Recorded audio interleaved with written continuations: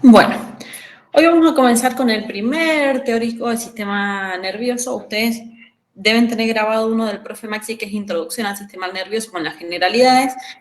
Nosotros todos nos vamos a meter de lleno con la parte celular. Acá es muy importante hacer una salvedad. Ustedes ya han tenido anatomía, bioquímica, biología celular.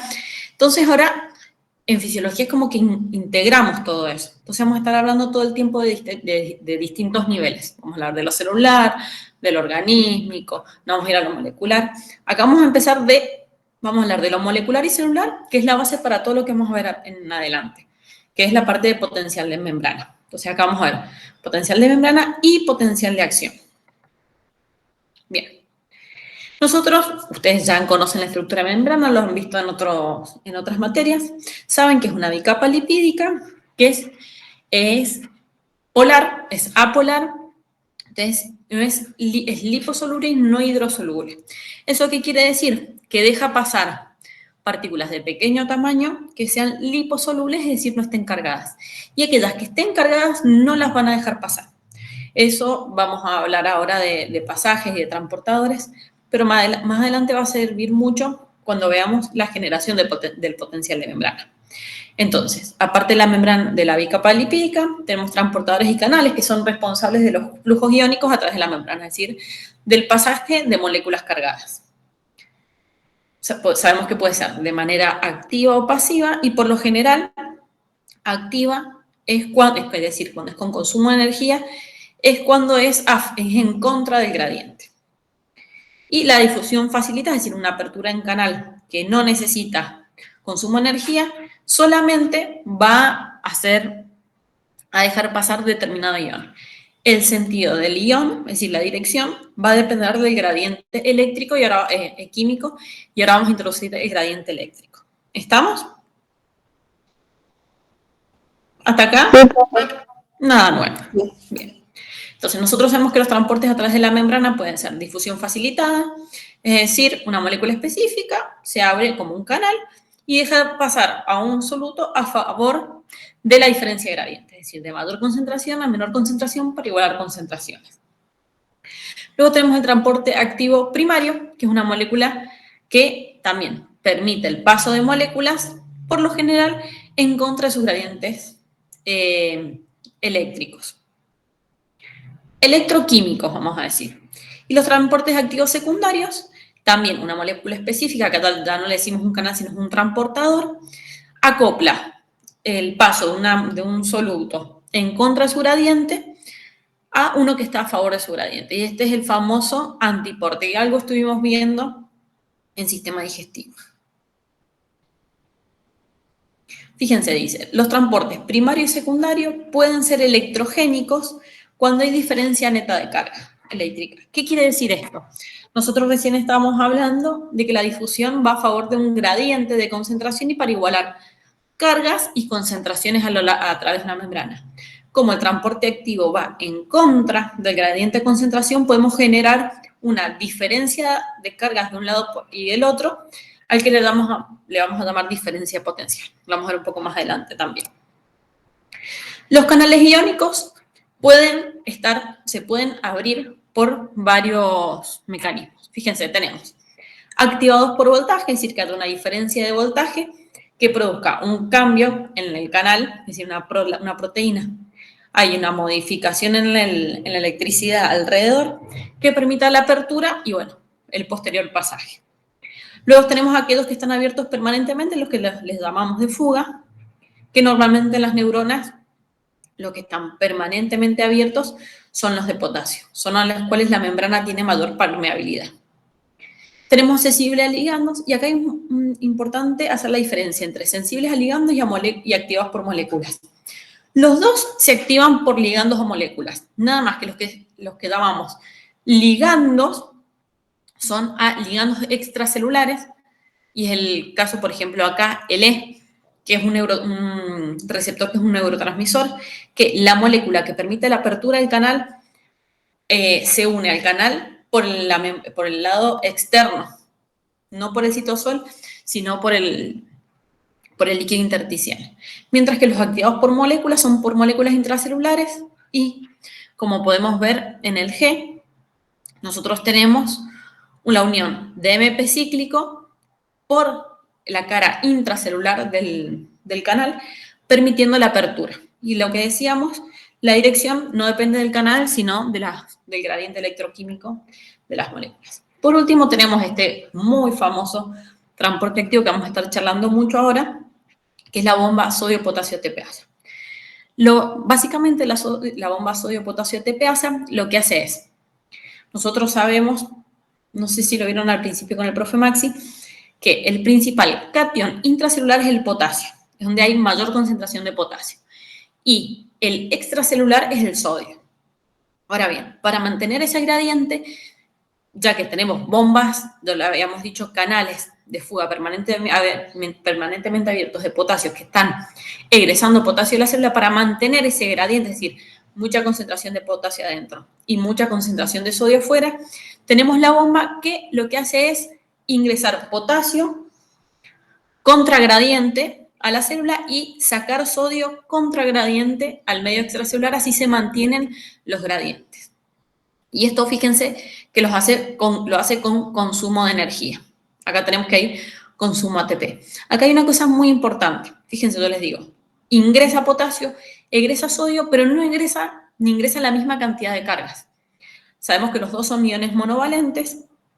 La diferencia está en que ingresa 2 iones de potasio por cada 3 iones de sodio que sale. Eso hace que el medio extracelular sea más positivo y por eso decimos que la bomba sodio-potasio ATPasa mantiene las asimetrías iónicas a lo largo del tiempo y genera una diferencia de potencial donde el citosol es más negativo que el intersticio, que es más positivo. ¿Se entiende eso? ¿Alguna duda hasta acá? No, profe, por ahora. Bien. Ahora sí hablemos de equilibrio electroquímico. Nosotros hasta ahora estamos hablando de sustancias que son solutos y hablamos de gradiente químico, es decir, diferencia de concentración a los lados de una membrana. Pero cuando estamos hablando del sistema nervioso, y también pasa en un montón de células, hablamos de gradiente o equilibrio electroquímico. Es decir, los canales sabemos que permiten el paso de iones, pero no determinan hacia dónde se van a mover. Eso lo va a determinar el gradiente químico y eléctrico. Por ejemplo, yo les decía, el medio intracelular es rico en potasio y es negativo. El potasio, que está afuera, por gradiente químico, ¿qué tiende a hacer?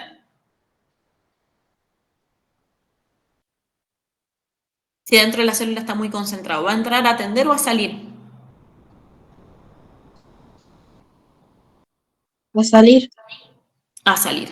Pero es un catión y es carga positiva. Y adentro sabemos que es más negativo. Entonces, por gradiente eléctrico, ¿qué va a tender a hacer? A entrar. A entrar. Muy bien. Y eso es muy importante porque puede ser que por gradiente químico tiende a hacer una cosa y por gradiente eléctrico tiende a hacer otra. Lo mismo pasa con el sodio. El sodio está más concentrado afuera. Por gradiente químico, ¿qué tiende a hacer? ¿Entrar o salir de la célula?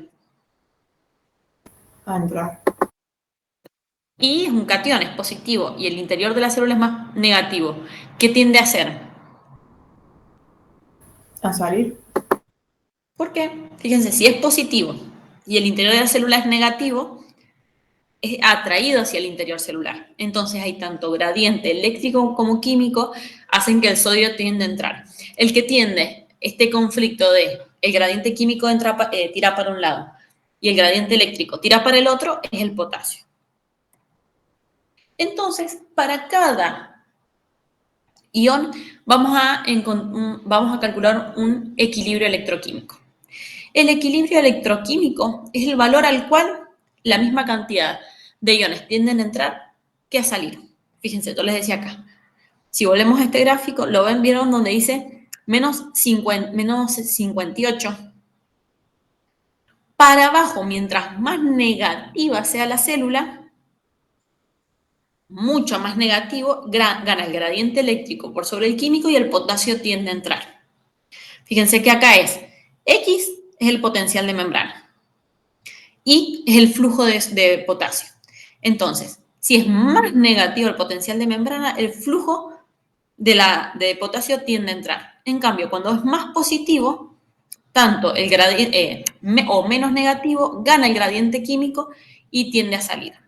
El valor al cual la misma cantidad de potasio, o sea, la misma cantidad de iones de potasio entra que sale, se le llama equilibrio electroquímico y se calcula con la ecuación de Nernst. Y cada ion tiene su valor de equilibrio electroquímico.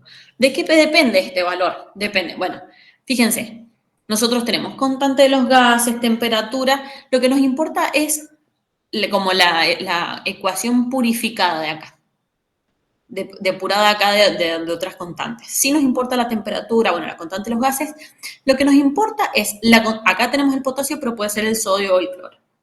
Nos importa las concentraciones exteriores e interiores. Y bueno, fíjense acá que estaba la valencia. Entonces, fíjense, dice, una vez calculado, o sea, nosotros, por ejemplo, si les pedimos calcularlo en un trabajo práctico, ustedes tienen que acordarse de esta fórmula y introducir los valores de concentración en el interior y el exterior del ion. Fíjense, si con los iones, los valores que normalmente tenemos de concentración intra y extracelular de sodio y potasio, los valores de equilibrio electroquímico del potasio es menos 95 milivolts y de sodio más 67 milivolts. ¿Qué quiere decir eso? Que a los menos 95 milivolts entra la misma cantidad de potasio que la que sale. Por debajo de eso, es decir, más negativo, tiende a entrar porque prima el gradiente eléctrico y por arriba de eso tiende a salir porque prima el gradiente químico. Mientras que en el sodio, fíjense, el sodio habíamos dicho que por gradiente químico siempre va a tender a entrar. Entonces, la única forma que salga es que el interior de la célula sea tan positivo que lo repela. Y esto tiene sentido. O sea, fíjense qué tan positivo tiene que ser para que lo que entra por gradiente químico iguale a lo que sale por gradiente eléctrico. ¿Estamos?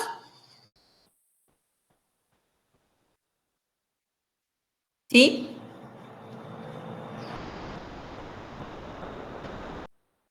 Sí, profe. Bien.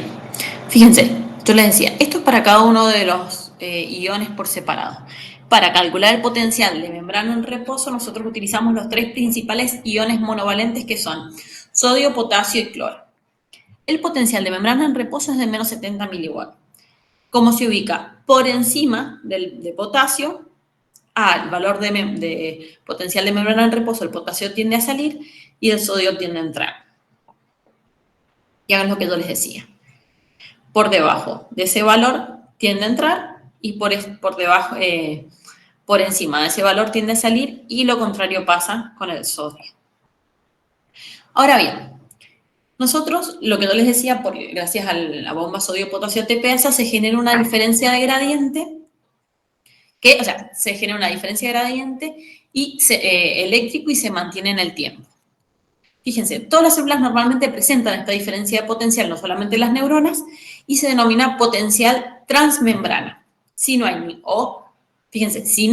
ningún estímulo que lo que vamos a ver en potencial de acción, le llamamos potencial de membrana en reposo. Este potencial está determinado, fíjense, únicamente por los iones monovalentes a la que la membrana es algo permeable. Y ahora vamos a hablar el tema de la permeabilidad.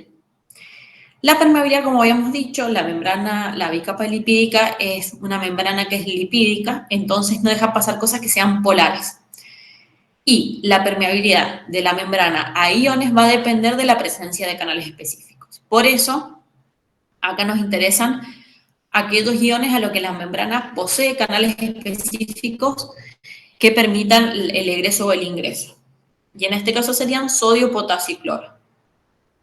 Y una cosa muy importante, la permeabilidad está dada por la cantidad de iones, de canales que tiene la membrana. Mientras más canales tienes para un determinado ion, más permeable es. ¿Y eso para qué nos sirve saberlo?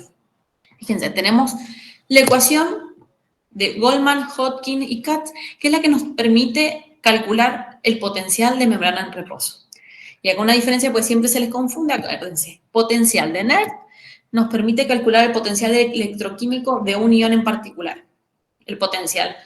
Para el potencial de membrana en reposo que considera varios iones, es la ecuación de Goldman. Fíjense, empieza a asimilar. Lo que nos importa acá es no solamente la concentración intra y extracelular de cada uno de los iones, fíjense, y eso es importante para cuando lo tengan que calcular, de los cationes, la concentración extracelular va arriba y de los aniones va abajo la extracelular. Y la P es la permeabilidad. Entonces, la contribución de cada ion al potencial de membrana en reposo está ponderado por su permeabilidad. Mientras más permeable es una membrana o un ion, su potencial de reposo estará más cerca del potencial de equilibrio electroquímico de ese ion. ¿Estamos?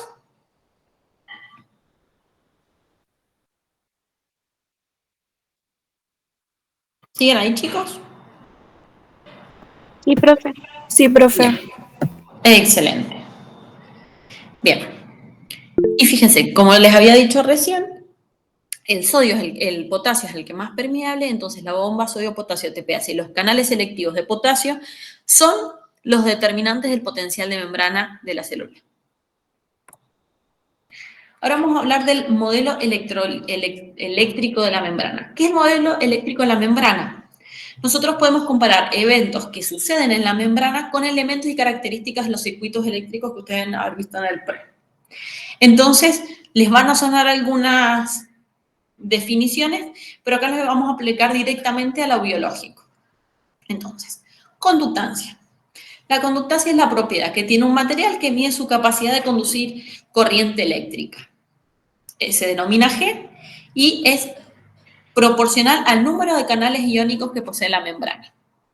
Mientras mayor cantidad de canales que tiene, es decir, más permeable, mayor conductancia un ion tiene y es menos resistente a esto. ¿Por qué? Porque la conductancia es la inversa de la resistencia.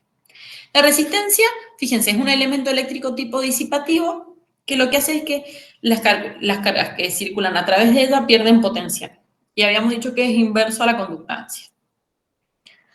La resistencia, fíjense, nosotros tenemos dos cosas, resistencia y conductancia. Las dos están relacionadas con la presencia de canales.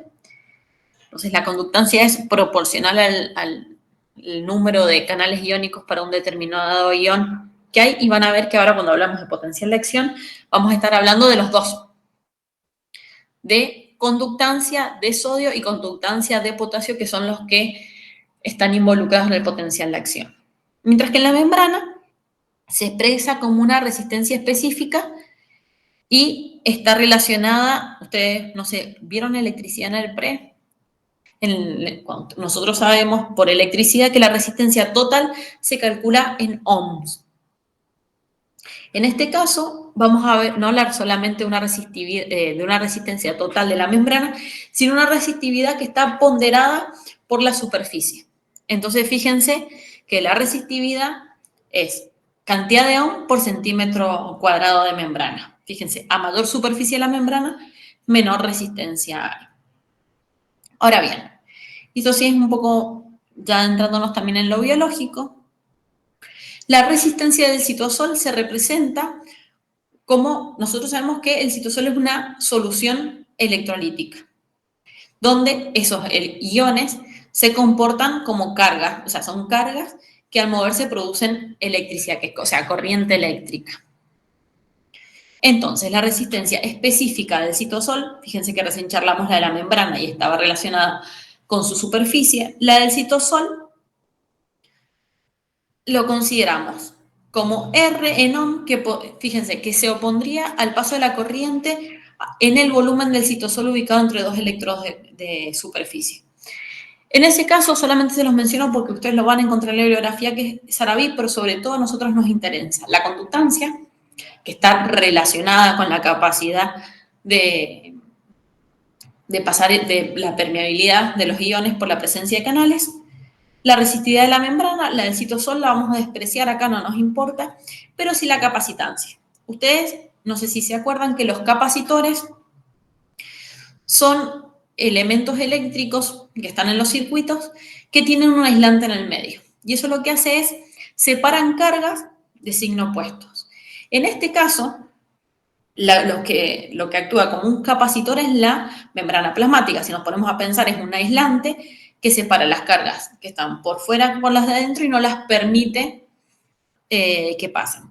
Ese tipo de separación de cargas lo que hace es almacenar energía. Y esa es la diferencia entre la resistencia. La resistencia, al moverse, se disipa la energía.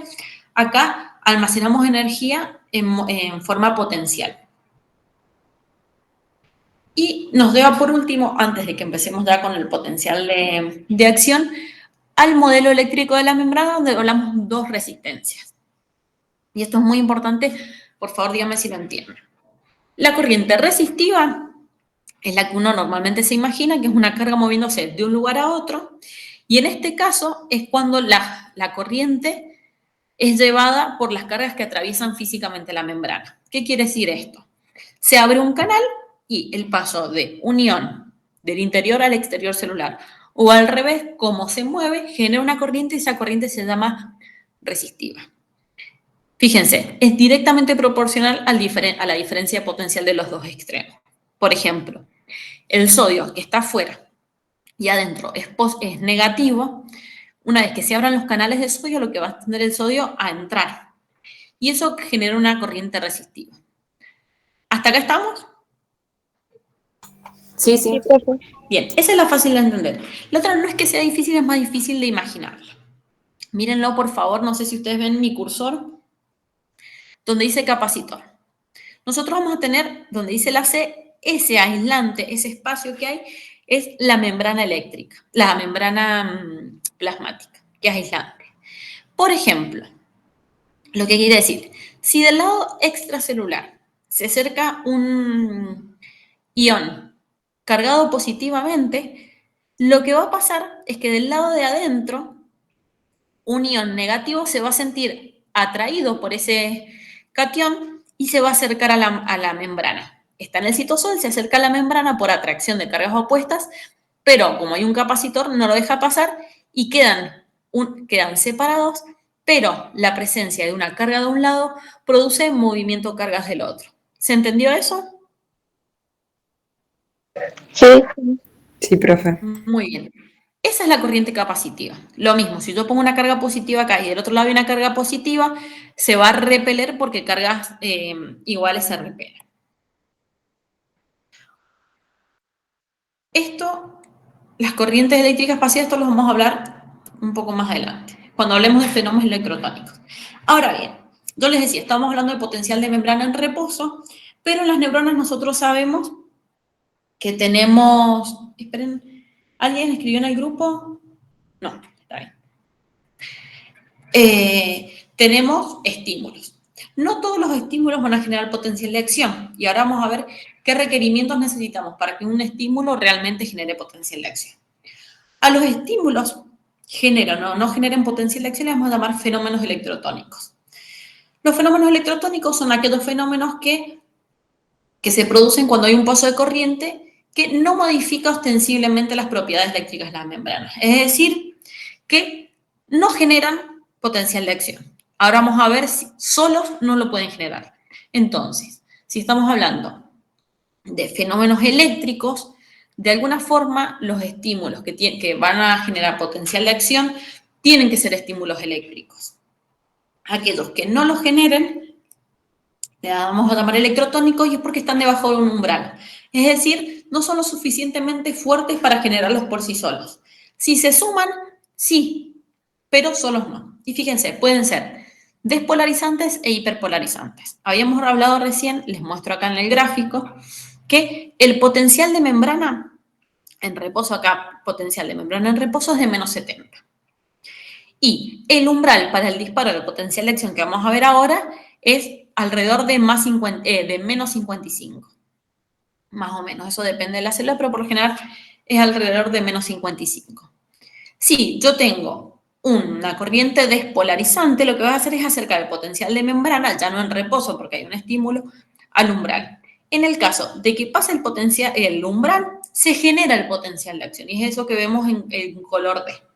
Y eso es un valor de corriente despolarizante grande. Los fenómenos electrotónicos, yo les decía, pueden ser despolarizantes, es decir, fíjense, mover el potencial de membrana en reposo y acercarlo al umbral, pero no lo suficiente como para tocarlo y generarlo, o sea, para llegar al umbral y generarlo. O pueden ser hiperpolarizantes, es decir, alejar el potencial de membrana de reposo del umbral. ¿Estamos con eso? ¿Se entiende? Sí, profe. Muy bien, entonces, es importante saber, no todos los estímulos van a generar un potencial de acción. Los hiperpolarizantes no los van a generar y los despolarizantes lo van a generar únicamente si llegan al umbral. Una vez que llega al umbral, el potencial de acción es un fenómeno del todo o nada, ocurre y avanza y o sea, no es, y va a suceder siempre con la misma amplitud. Mientras que los estímulos electrotónicos pueden ser, son gradables en amplitud y sumables en el tiempo. ¿Qué quiere decir? Yo puedo tener muchos estímulos pequeños que si los voy sumando en el mismo lugar o cercanos o en el mismo lugar en distintos momentos se pueden ir sumando y en algún momento alcanzar el umbral. Y ahí es cuando volvemos a las dos diapositivas que están dadas vuelta, yo les decía. Estos fenómenos electrotónicos, ya que no generan estos estímulos que no generan un potencial de acción, van a decaer con la distancia, es decir, imagínense cuando ustedes tienen una piedra, una pileta, vieron que se hace una onda grande y con el tiempo la onda en el punto de donde cayó la piedra se va haciendo más chica y en la distancia también se va achicando. Entonces, ¿cómo? No generan, no es que queda el potencial de membrana cambiado, cambia momentáneamente y a medida que pasa el tiempo y uno se aleja del punto de aplicación del estímulo, va decayendo hasta desaparecer.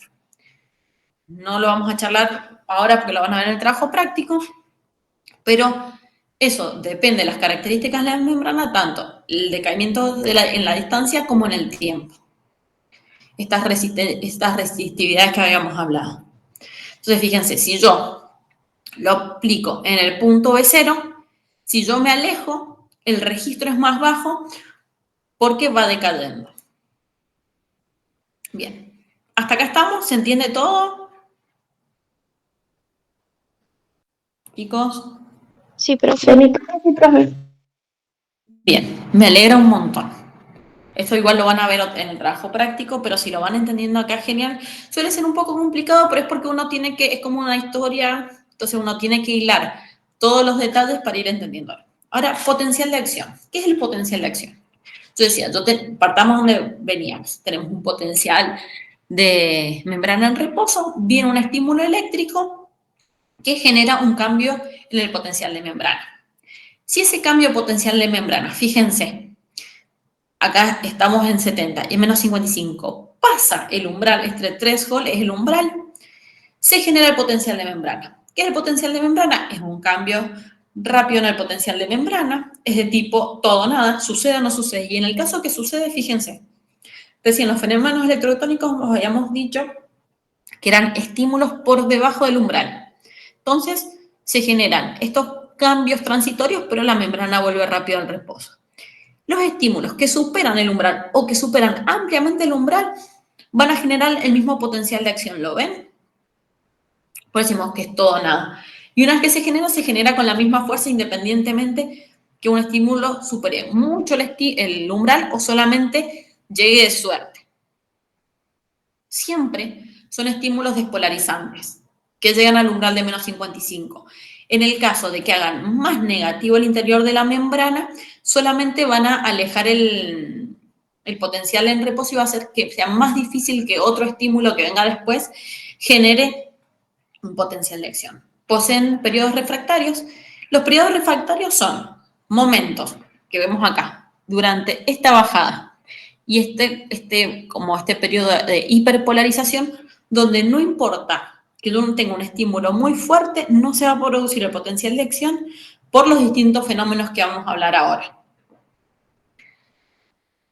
Fíjese, tiene cambios significativos en la conductancia de sodio y potasio en distintos momentos dependiente del voltaje.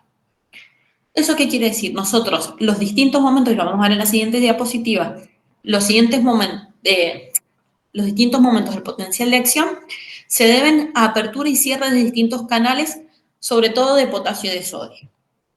Y es muy corto, dura apenas unos milisegundos. Ahora bien, veamos cómo es el potencial de acción, sus bases iónicas. Nosotros teníamos potencial de membrana en reposo, pasamos los menos 55 y yo les decía, actúan canales de sodio y potasio voltaje dependientes. Entonces nosotros tenemos que fijarnos acá. Primero vamos a hacer una descripción rápida y ahora vamos a ver por qué se da cada una de estas etapas. Entonces, se produce la despolarización hasta el umbral, se produce un ingreso muy grande de sodio, que ahora vamos a ver en los esquemas, que hace que haya un sobredisparo, que se vuelve positivo al interior de la célula. Luego hay un periodo de repolarización,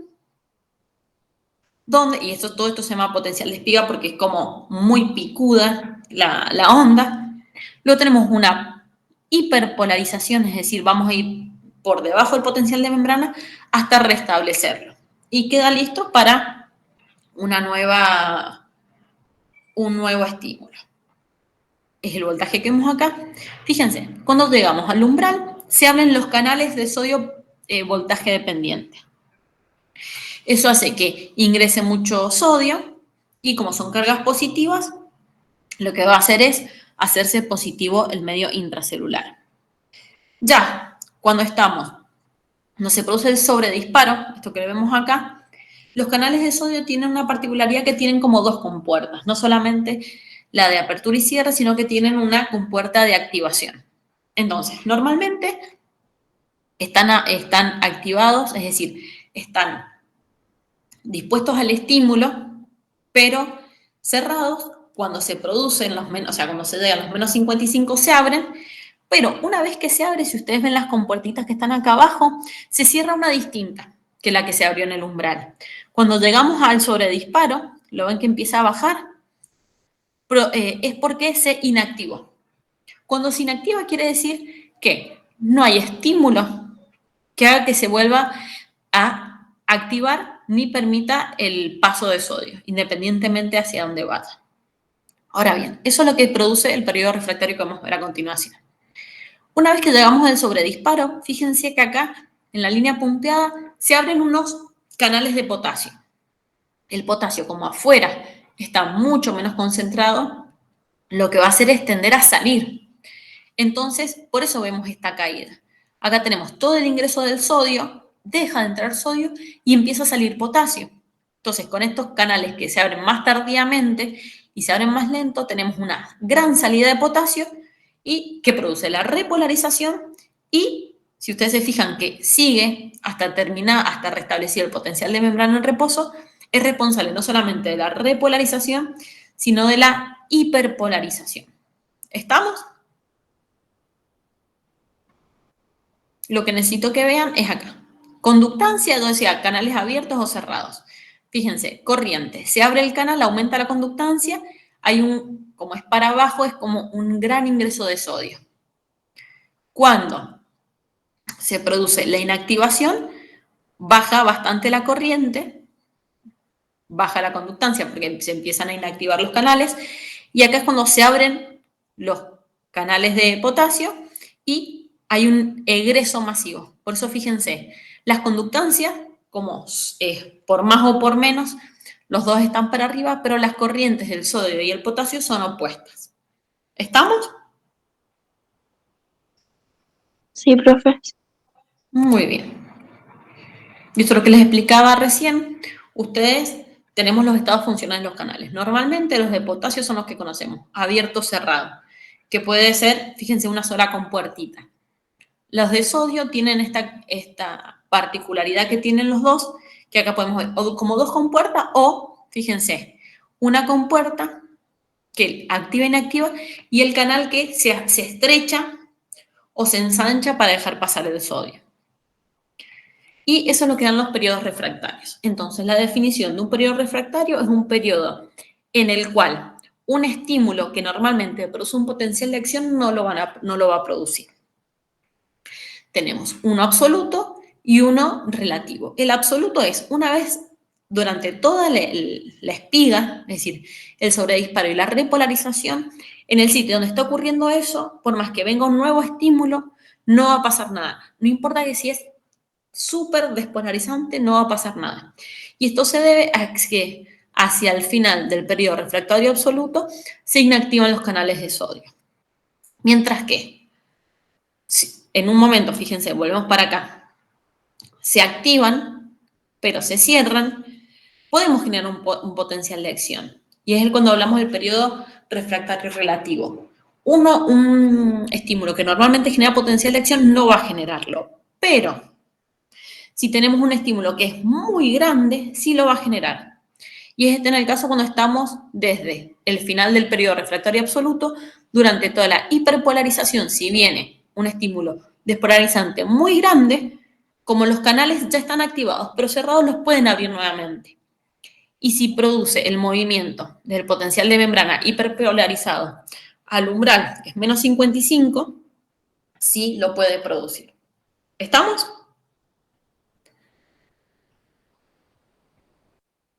Chicos. Sí, profe. Sí, Sí, profe. ¿Hasta ahora se viene entendiendo todo? Sí, profe. Buenísimo.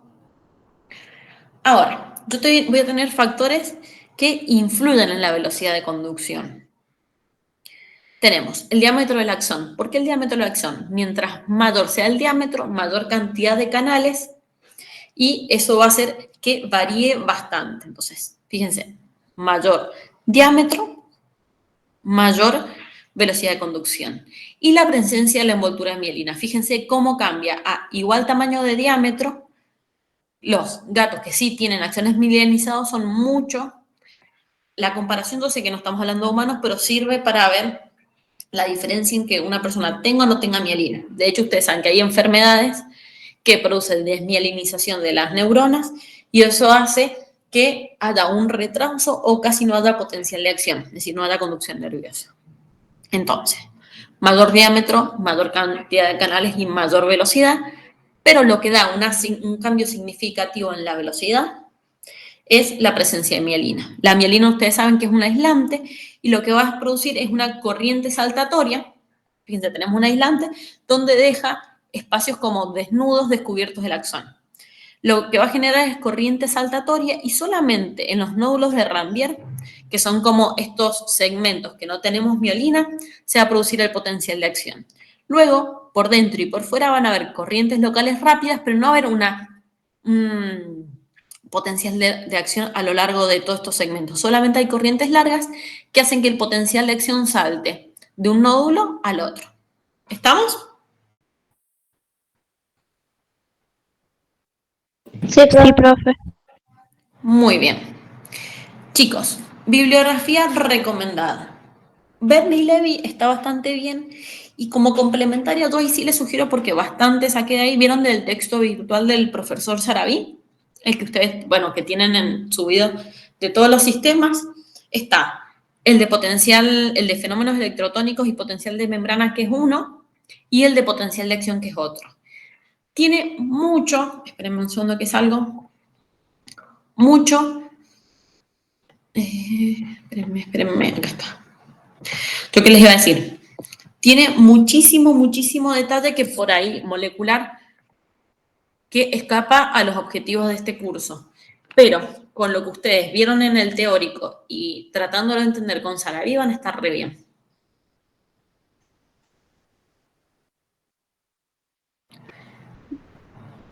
¿Estamos? Bueno, profe, gracias. ¿Alguna duda? Es bastante breve lo de hoy porque fíjense, tienen lo introductorio. Ya la semana que viene vamos a retomar un poquitito, sobre todo de algo que van a ver ustedes ahora que son neurotransmisores y neuroreceptores, y vamos a empezar con la parte de sensibilidad.